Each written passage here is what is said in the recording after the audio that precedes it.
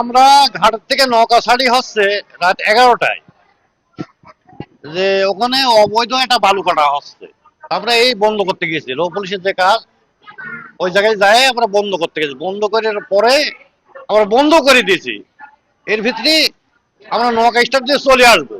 এর ভিতর থেকে একটা স্পিড বোর্ডে আর ওখানকার যে ডেজার আর বল গেটের লোকজন আর আপনার স্পিড বোর্ডের লোকজন দিয়ে মোটামুটি 30-35 জন লোক ছিল। এরা একজোট হয়ে আমাদের পরে হামলা করে, আর অসাধারণ গুলি, 20 থেকে 30 রাউন্ড গুলি আমাদের পরে আক্রমণ করে, বুঝলেন। কিন্তু আল্লাহ জানটা আমাদের বাঁচাইতেছে, বুঝলেন। এই পর্যন্ত কি আমাদের খবর, আমরা যেভাবে হোক জানটা নিয়ে আর কি ঘুরে আইছি। মোট মিলি 20-30 জন মতো লোক ছিল। আমার নৌকায় লোক ছিলাম 6 জন।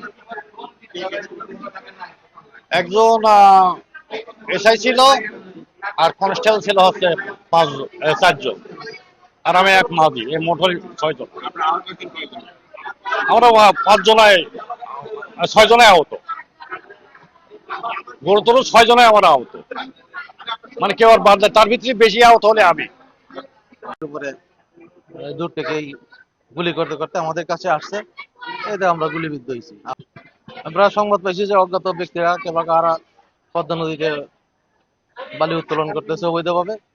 আমরা তাদেরকে নিষেধ করার জন্য আমরা গেছিলাম। যাওয়ার পরে ওরা আমাদের উপস্থিতি টের পায়, ওরা চলে গেছে। কেবা কারা তাদের জিজ্ঞাসা করে পাই নাই, এবং আমাদের উপস্থিতি থেকে অন্য একটা স্পিড বোট থেকে এসে আমাদের, আমি ইনচার্জ আছি, আমার ফোর্স আছে 4 জন, একজন মাঝি। না, এটা বাইর করা লাগবে না, প্রক্রিয়াধীন আছে। এটা গতকাল রাত্রে। আজকে ভোরে মোট 6 জন পুলিশ সদস্য গুলিবিদ্ধ হয়ে ভর্তি হয়েছে আমাদের হাসপাতালে। তার মধ্যে একজনের চোখে গুলি লাগে, আমরা রাজশাহী পাঠিয়ে দিয়েছি। বাকি 5 জনের অবস্থা আশঙ্কামুক্ত। এর মধ্যে 3 জনকে আজকে ছুটি দিয়ে দিচ্ছি, আর 2 জনের 2টা গুলি কালকে বের করে আমরা ইনশাল্লাহ ছুটি দিয়ে দিব। কেউই কোনো রকম গুরুতর আহত হয় না। এই হলো এখানকার সর্বশেষ।